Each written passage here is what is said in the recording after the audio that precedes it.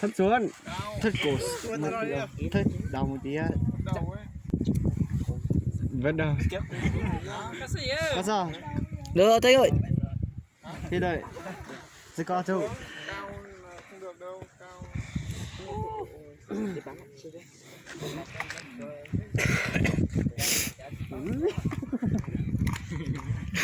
Tali. Bung có sự thế lại ấy à? Giờ mò.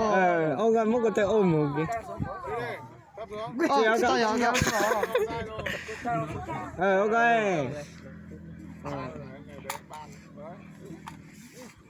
Úi, anh này chơi Philippines nhiều.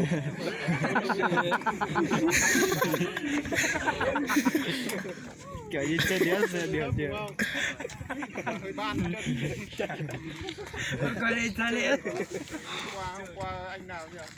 Đạp chân cứ đạp đi này, người không tiến.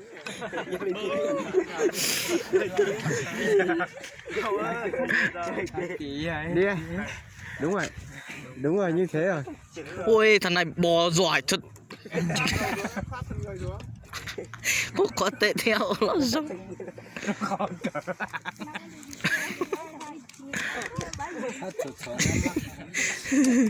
Giờ cũng đã chát chát. À mới à cái chung một chế đá. Mới à cái chung một chế đá.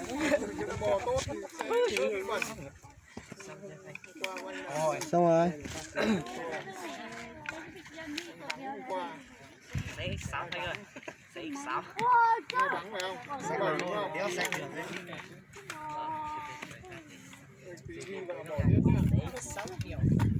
7 là bỏ tiết đúng không? 6 còn bé răng đấy.